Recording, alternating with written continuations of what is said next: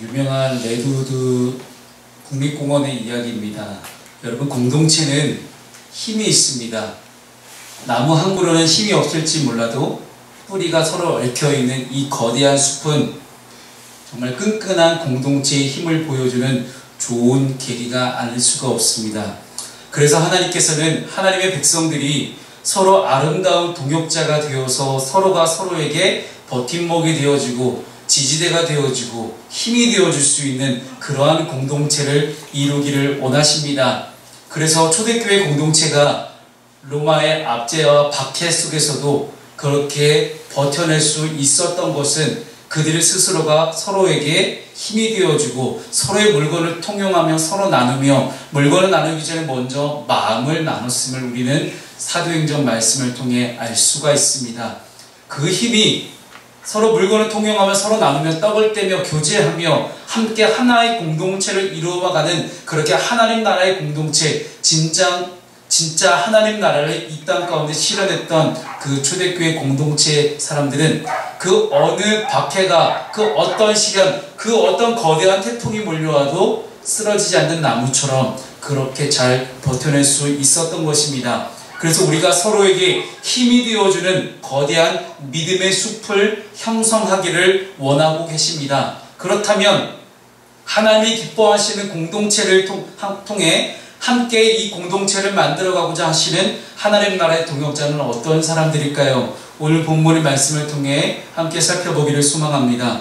첫 번째는, 하나님 나라의 동역자라면 우리는 한 마음을 품을 수 있어야만 합니다. 서로 마음이 나누어지지 않고 한 마음을 품을 때에야 비로소 하나님 나라의 동역자가 될 수 있다는 이야기입니다.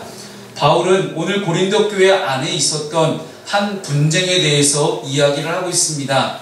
그 당시 고린도 교회의 영적인 지도자였던 아볼로라는 사람이 있었습니다. 이 아볼로를 따르는 자들과 바울을 따르는 자들, 마치 어린아이처럼 마음이 하나로 연합되지 않고 그들의 마음이 나누어져 있었던 것을 바울은 지적하고 있습니다.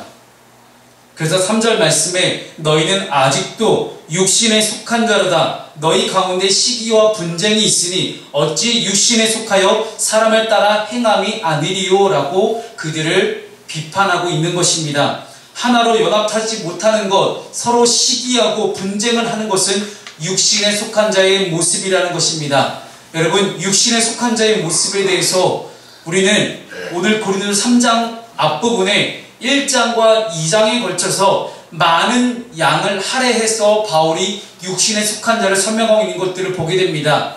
다시 한번 얘기해보자면, 바울은 고린도전서 속에서 육신에 속한 자를 흔히 쉬운 말로 얘기하자면 아직도 구원받지 못하고 사단의 종노릇하는, 마귀의 노예 노릇하는, 죄의 종노릇하는 그러한 인물임을 말하고 있습니다. 그렇다는 것은 너희가 아직 육신에 속한 자이고 너희 가운데 시기와 분쟁이 있다, 육신에 속하여 사람을 따라 행한다, 그것은 곧 너희는 이미 구원받은 그리스도인 공동체를 이룬 사람들인데, 구원받은 크리스천들아, 구원받은 그리스도인들아, 어찌하여 아직도 구원 못 받은 사람들처럼 그렇게 시기하고 분쟁하느냐라는 그러한 비판인 것입니다. 시기와 분쟁으로 인해서 공동체가 하나 되지 못하고 분열되는 것은 절대로 하나님이 원하시는 공동체의 모습이 아니기 때문입니다. 예수 그리스도께서 이 땅 가운데 오셔서 보여주셨던 동역의 원리는 서로 담을 세우는 것이 아니라 오히려 서로의 막힌 담을 허무는 것이었습니다. 여러분, 화면을 보시면서 에베소서 2장 14절 말씀을 함께 읽어보겠습니다. 그는, 시작, 그는 우리의 화평이신지라 둘로 하나를 만드사 원수된 것 곧 중간에 막힌 담을 자기 육체로 허시고. 아멘.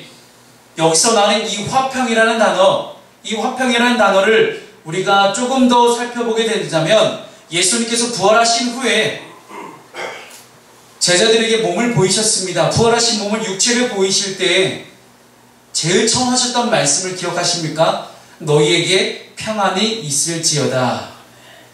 Peace be with you 하면서 제자들에게 평안할 것을 요구하시고 내가 너에게 평안을 주겠다라고 또 이야기하십니다. 이 평안이 어떻게 가능할까요? 오늘 에베소서 2장 14절 말씀에 보면 그는 우리의 화평이신지라. 즉 예수께서 화평, 평안, 샬롬, 평화와 같은 그 단어를 의미하는 그런 본질이 되셨던 것입니다. 예수님 자체가 화평이요 평화와 또한 샬롬이 될 수밖에 없으니 예수님이 함께 계신 그 공동체마다, 예수의 이름으로 모인 그 공동체마다 모든 공동체는 절대로 깨어질 수 없고 시기할 수 없고 분쟁할 수 없고 하나가 될 수밖에 없다는 이야기입니다. 육신에 속한 생각, 즉 아직도 구원받지 못한 사람, 예수 그리스도를 자신의 구세주와 주님으로 믿고 영접하지 않은 자들에게는 여전히 하나님 안에서 하나 되는 관계를 무너뜨리려고 하지만 예수 그리스도의 생각은 자신을 화목제물로 드림으로 인해서 하나님과 우리를 하나로 만들고자 하는 그러한 분명한 목적이 있음을 이 에베소서 2장 14절 말씀은 우리에게 교훈하고 있습니다. 그래서 많은 청년들이 저한테 상담을 요청해 올 때 거의 대부분 반 이상의 상담의 내용은 관계의 문제입니다. 친구와의 문제, 아니면 학교에서의 문제, 아니면 부모와의 문제, 형제와의 문제, 많은 관계의 문제를 가지고 그들은 저희를 찾아옵니다. 그런데 여러분 보십시오. 원래 모든 관계의 중심이 예수 그리스도였다는 사실을 기억해 본다면 예수께서 화평이 되시고 예수께서 평안이 되시고 예수께서 진짜 평화가 되신다면 그 예수께서 함께 하시는 사람마다 모두 평안할 수밖에 없다는 이야기입니다. 그렇다는 것은 내가 혹여나 사람과의 관계의 문제가 발생했다고 생각이 되어지면 나는 제일 먼저 하나님과의 관계가 어떠한지를 점검해 보아야 됩니다. 하나님과의 관계가 깨어지고 하나님과의 관계가 흐트러지고 하나님과의 관계가 단절되었다면 그 사람과 또 다른 누군가의 관계, 또 다른 제3자와의 관계, 또 다른 공동체의 관계는 늘 여전히 갈등 관계일 수밖에 없다는 이야기입니다. 이것이 또한 이 땅 가운데 하나님께서 예수 그리스도를 통해 세우고자 하셨던 진정한 하나님 나라의 공동체의 모습입니다. 이 예수 그리스도의 마음, 막힌 담을 허물고 하나 되게 하는 일에 힘쓰는 예수 그리스도의 심장을 가진 하나님 나라의 동역자들은 어떻게 공동체를 세워야만 할까요? 한 마음을 품고 공동체를 하나 되게 하는 일에 힘써야만 합니다. 하나님 나라의 동역자란 이 공동체가 내가 속한 공동체 어디를 가든지 그 공동체 가운데 분열되지 않게 하고 늘 끊임없이 봉사하고 헌신하고 수고하여서 어떻게든 그 공동체를 하나로 묶으려는 그러한 노력이 있을 때에 비로소 우리는 진정한 하나님 나라의 공동체를 경험하게 되는 것입니다. 한 비전을 품고 하나님의 뜻을 이루어가는 공동체를 세워가는 일에 힘써야만 합니다. 그럴 때 우리는 비로소 서로가 서로를 하나 되게 하시는 하나님의 일하심을 경험하는 끈끈한 공동체가 될 줄로 믿습니다. 이렇게 하나님 나라의 공동체, 하나님 나라의 동역자가 되기 위해서는요, 두 번째는 각자의 서로의 부르심을 인정하고 합력하여 선을 이룰 수 있는 그러한 삶을 살아가야만 합니다. 하나님께서는 각자의 부르심, 즉 소명에 맞게 하나님께서는 각자에게 맞는 은사를 주십니다. 그러나 고린도 교회 안에서는 각자의 부르심을 인정하지 못하고 서로 우열을 가리기에 정신이 없었습니다. 그래서 뒷부분을 좀 더 넘어가기 시작하면요, 고린도 교회 안에 나는 어떤 은사를 받았네, 나는 어떤 은사를 받았네, 어떤 은사를 받았네, 방언이 최고니, 아니 통변이다, 아니 무슨 예언이다, 아니다 지혜다, 지식의 은사다, 많은 은사들을 가지고 서로가 서로를 헐뜯기를 바빴습니다. 내가 잘났네, 내가 이 교회에서 최고의 은사를 받은 사람이니 다 나에게 뿌려라 하는 그러한 시기와 분쟁과 다툼이 일어납니다. 그래서 여러분 잘 아시는 믿음, 소망, 사랑, 그 중에 제일은 사랑이라. 즉 바울은 이 고린도 교회를 향해서 제일 최고의 은사는 무엇인지 아십니까? 제일 최고의 은사는 사랑의 은사입니다. 그 어떤 울리는 꽹과리 소리와 그 어떤 아름다운 음악 소리가 있다 할지라도 사랑이 없으면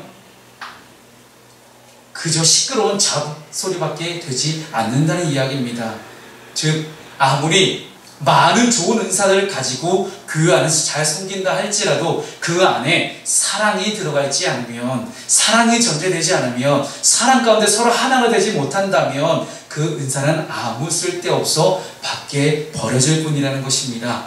각자의 부르심을 인정하는 것, 각자 서로의 자리를 인정해 줄 수 있는 것.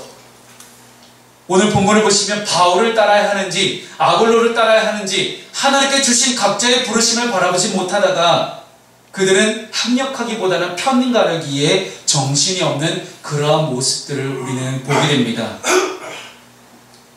이에 대해서 바울은 각자에게 주신 부르심이 있음을 설명하고 있습니다. 동시에 사도 바울은 농사의 비유로 사람들이 알기 쉽게 설명을 하지요. 자신은 심었고 아볼로는 물을 주었으나 그러나 정작 자라게 하시는 이는 하나님이심을 놓치지 말아야 할 것을 이야기하고 있습니다. 그렇습니다. 사랑하는 성도 여러분, 하나님 나라의 동역자는 합력하는 사람입니다. 합력하는 가운데 하나님께서 열매 맺게 하심을 바라보는 사람입니다. 어떤 열매를 맺게 될까요? 여러분 화면을 보시면서 로마서 8장 28절 말씀으로 함께 읽어보겠습니다. 우리가 시작. 우리가 알거니와 하나님을 사랑하는 자 곧 그의 뜻대로 부르심을 입은 자들에게는 모든 것이 합력하여 선을 이루느니라. 아멘. 여러분 어떤 열매를 맺게 됩니까? 어떤 하나님 나라의 공동체 열매가 맺어집니까? 바로 선입니다.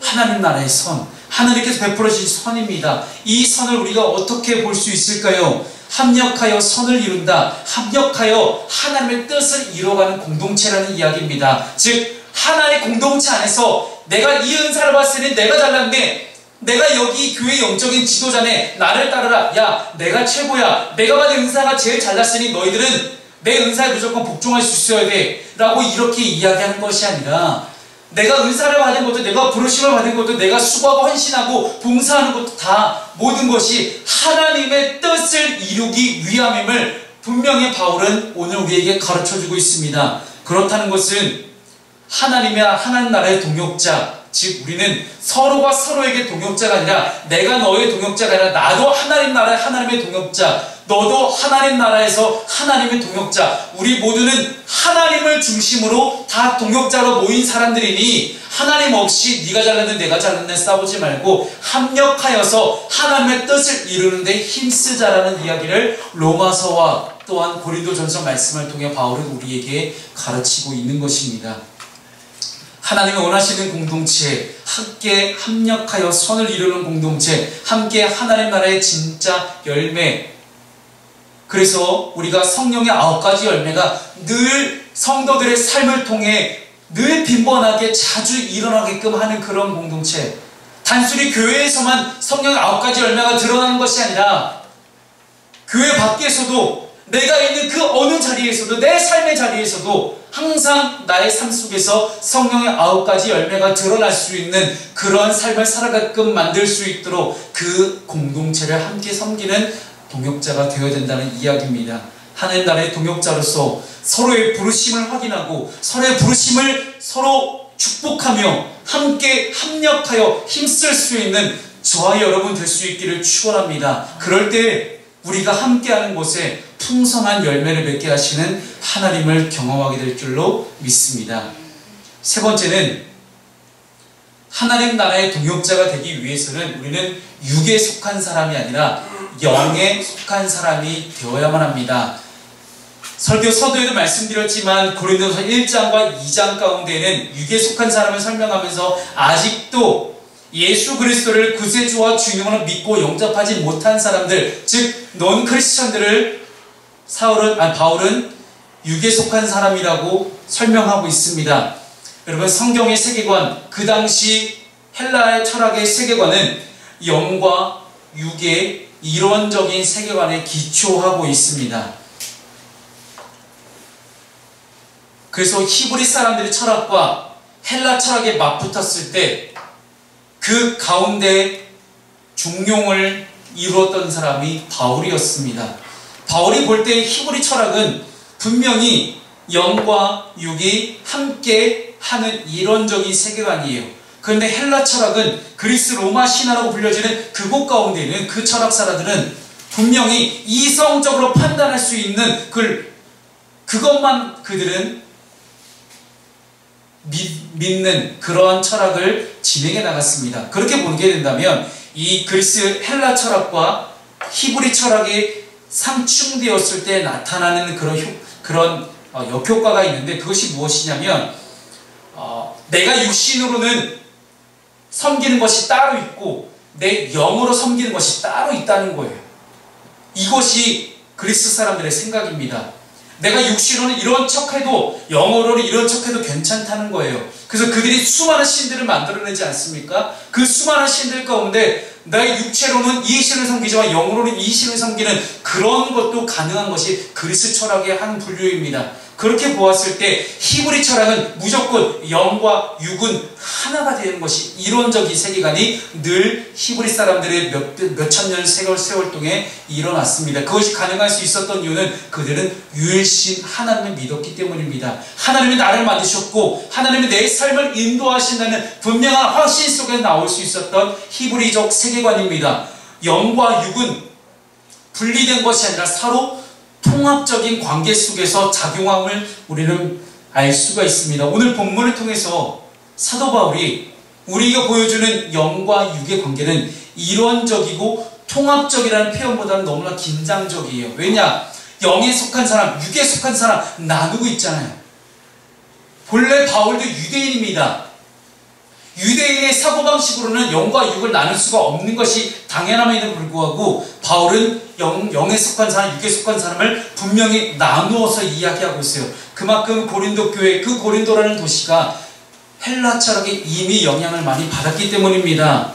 사도 바울에게서는 영과 육을 분명하게 구분하고 무조건 따로 떨어뜨려 생각하는 그런 헬라 철학을 완벽하게 고수하는 건 아니었어요. 그러나 사도 바울은 영과 육의 관계가 질적인 이질성을 분명히 가지고 있었다라고 그는 판단하고 있습니다. 사도 바울은 내 삶 속의 신앙 안에는 육적인 것과 영적인 것의 수준의 차이가 있다고 주장을 하는 것입니다. 사도 바울의 눈에는 하나님과 하나님 아닌 것을 겸하는 신앙, 그것은 곧 똑같이 육적인 신앙임을 고발하고 있는 것입니다. 즉 하나님 한 분만을 섬겨함에도 불구하고 하나님 외에 또 다른 주인을 섬기는 것까지도 그는 육적인 사람이라고 표현하고 있습니다. 사실 사도 바울이 이 고린도전서를 쓸 때, 이 편지를 쓸 때 믿지 않는 사람들을 대상으로 쓴 것이 아니었어요. 그는 믿는 사람들, 이미 예수 그리스도를 영접하고 구세주와 주님으로 고백했던 그 사람들에게 지금 이 편지를 쓰고 있는 것입니다. 고린도 교인들은 특별히 성령의 은사에 대해서 열광적이었어요. 그리고 스스로를 영에 속한 사람들이라고 착각하고 있었습니다. 내가 성령의 은사를 받았으니 나는 성령으로 충만한 사람이야. 나는 영에 속한 사람, 나는 당연히 이미 제대로 구원받은 사람이야 라는 그런 착각과 열광주의 속에서 그들은 살아가고 있었습니다. 그러나 믿음은 그렇게 대단하다고 이야기를 하지만 실제로 그들에게 나타나는 말과 행동은 전혀 그렇지 않았다는 겁니다. 영적인 것을 전혀 믿지 않는 사람처럼 말하고 행동했습니다. 즉 지금으로 얘기하자면 교회 다닌다고 이야기를 하지만 교회 다니는 사람, 교회 다니지 않는 사람과 별반 다르지 않는 그러한 삶을 살아갔다는 이야기입니다. 전혀 구별되지 않는 그런 사람처럼 살아갔으니 바울이 보기에는 너는 구원 못 받은 사람 살아가니 당연히 구원 못 받은 것이 아니냐, 너는 아직도 육에 속한 사람이라는 비판할 수밖에 없었던 것입니다. 그러나 이러한 육적인 것이 영적인 것으로 상승되는 분기점이 분명하게 있습니다. 그것은 하나님만을 주목하고 하나님만을 중심으로 두고 하나님을 가치로 두고 살아가는 삶과 신앙의 모습으로 살아갈 때 그들의 삶이 육에 속한 사람에서 영에 속한 사람으로 바뀌어질 수 있다는 것입니다. 그것이 바로 나의 육적인 한계를 돌파하는 그러한 신앙의 본질입니다. 사도 바울은 이것을 고린도 교회 성도들에게 가르치기를 원했습니다. 그렇다면 어떻게 하면 영에 속한 상태에 계속해서 머무를 수 있을까요? 내가 이미 구원받은 것 같은데 이상하게 나는 여전히 육에 속한 사람처럼 말하고 행동하는 그들의 삶의 패턴 속에서 그것을 어떻게 이겨낼 수 있을까요? 영에 속한다는 것은 순간적으로 깜짝 일어날 수 있는 사실이 아니라는 거예요. 한순간에 완성될 수가 없는 것입니다. 그래서 바울은 끊임없이 성화의 과정에 대해서, 거룩하게 되어지는 과정에 대해서 끊임없이 강조합니다. 우리의 과정은 영에 속한 상태에 머물러 사는 길을 찾아가는 것, 즉 하늘 가는 길을 찾고 있는 것입니다. 하나님 나라에 가는 길을 찾고 있는 것이요. 이미 하나님 우리에게 보여주신 것처럼 보여져요. 그렇죠. 누구든지 예수를 그리스도로 믿고 영접하기만 하면 구원받는다라고 이야기를 해요. 하지만 구원받은 사람들의 여전히 삶을 들여다보니 별반 다르지 않는 것들을 보았을 때, 그렇다면 우리는 어떻게 해야 될까? 여전히 아직도 우리는 차를 타고 가다 보면 보이는 이정표, 시그널 딱 하나를 본 거예요. 제가 아직 내비게이션이 그렇게 발달하지 않았을 때, 2000년대 초반이죠. 면허 딴 지 얼마 안 됐을 때 이제 운전을 하고 딱 가는데, 그때 내비게이션 없이 지도만 이제 보고 찾아가지 않습니까? 그리고 위에 있는 커다란 이제 도로 표지판을 보고 찾아가는데, 제가 가고자 하는 목적지가 딱 써 있는 거예요. 딱 돌면 있겠구나 싶었는데 없어요. 좀 더 가다 보니 또 그 명칭이 또 나와요. 이제 다 왔구나. 갔는데 또 없어요. 무려 15km나 남았는데 제가 다 왔다라고 착각하고 있었던 거예요. 왜? 거기 써 있으니까요. 근데 그 표시판은 무엇입니까? 가는 길을 중간중간 알려주는 표식입니다. 사랑하는 성도 여러분, 우리가 하나님을 믿는다고, 예수 그리스도를 믿는다고 이야기하지만 아직 우리는 이제 겨우 몇 번째 표지판 하나를 본 것 뿐이에요. 우리가 하나님 나라를 가는 그 길 위에서 여전히 우리의 삶은 그 길 위에 있음을 우리가 잊지 말아야 한다는 사실입니다. 이미 우리는 하나님 나라에 들어와 있지만 아직 완벽하게 하나님 나라에 가지 못하고 있는, 이미 그러나 아직의 긴장 상태를 끊임없이 유지하고 있는 것이 그리스도인의 본질이라는 것들을 깨닫게 된다면, 우리는 여전히 영에 속한 상태, 즉 하늘 가는 길의 상태에 대해서 분명하게 머물러 살 수 있는 그 길을 끊임없이 찾아갈 수 있어야 됩니다. 그렇다면 어떻게 우리가 영에 속한 사람으로 계속해서 살아갈 수 있을까요? 영에 속한 상태에 머물러 살기 위해서 가장 중요한 것은요, 우리가 이미 영에 속한 사람이라는 사실을 인정하고 믿고 받아들이는 것입니다. 결국 우리의 삶의 많은 일들 가운데는요, 믿음의 문제가 항상 결부되어 있습니다. 아직 예수 그리스도를 참되게 영접하지 못한 사람이라면 그분께 무릎 꿇고 주님으로 영접하면 돼요. 근데 이미 그렇게 했다면 이제는 그리스도 예수 안에서 이미 내 신분과 내 소속과 내 존재 자체가, 내 본질 자체가, 내 속사람 자체가 이미 변화되고 달라졌으면 우리는 인정할 수 있어야 됩니다. 이것이 바로 믿음입니다. 내가 달라졌으면 믿는 것. 제가 목사가 됐음에도 불구하고 아직도 제가 여전히 예전에 평신도일 때처럼 내가 살아간다면, 평신도일 때처럼 나도 예배 한번 빠지지 뭐. 근데 제가 우리 프란스교회에서 예배를 빠지게 되면 어떻게 될까요? 그래서 우리는 이미 내 신분이 바뀌었음을 믿을 수 있어야 돼요. 내 삶의 자리가 바뀌었음을 우리는 인정할 수 있어야 됩니다. 그런데 누구나 과도기가 있지요. 이 과도기를 얼른 빨리 지나가서 적응할 수 있는 그 적응기가 빨라질 수만 있다면, 이 적응기가 짧아질 수만 있다면 아마도 우리는 영에 속한 사람으로 더 쉽게 갈 수 있을 것입니다. 그래서 고린도전서 6장 11절 말씀에 이렇게 말씀합니다. 여러분은 주 예수 그리스도의 이름과 우리 하나님의 성령으로 씻겨지고 거룩하게 되고 의롭게 되었다라고 이야기를 하고 있습니다. 이미 우리가 죄 씻음 받았다는 것, 이미 거룩해졌다라는 거예요. 그런데 나만 못 믿을 뿐이에요. 이미 세수해놓고서 내가 아직도 더러운 것이 묻었나 보다 계속 세수만 하고 있는 그런 인생을 살아가고 있는 것입니다. 사랑하는 여러분, 죄 씻음 받는 건 한 번으로 족합니다. 두 번째, 우리가 영적으로 속한 사람, 영에 속한 사람으로 계속 머물러 있기 위해서는 우리는 그리스도 예수의 능력 안에 머물러 있도록 힘써야만 합니다.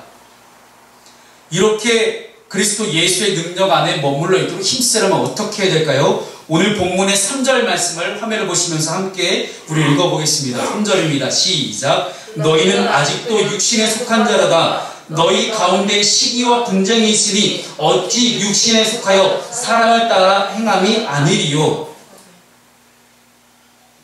어쨌든 바울이 이 고린도 교회 성도들의 많은 문제점들을 알 수 있었던 중요한 증거는 무엇입니까? 그들의 말과 행동을 보았더니 여전히 육에 속한 사람처럼 말하고 행동했다라는 거예요. 즉 우리가 하나님과 하나님 아닌 것을 겸하는 신앙을 벗어나고자 우리 끊임없이 노력하고 힘써야 되는데도 불구하고 여전히 육에 속한 사람처럼 말하고 행동하고 있는 고린도 교회 성도들처럼 우리 또한 그러고 있지 않은지 우리는 되돌아봐야 할 것입니다. 그것은 내가 혼자 이룰 수 있는 것이 아니라 오직 성령님의 도우심이 필요합니다.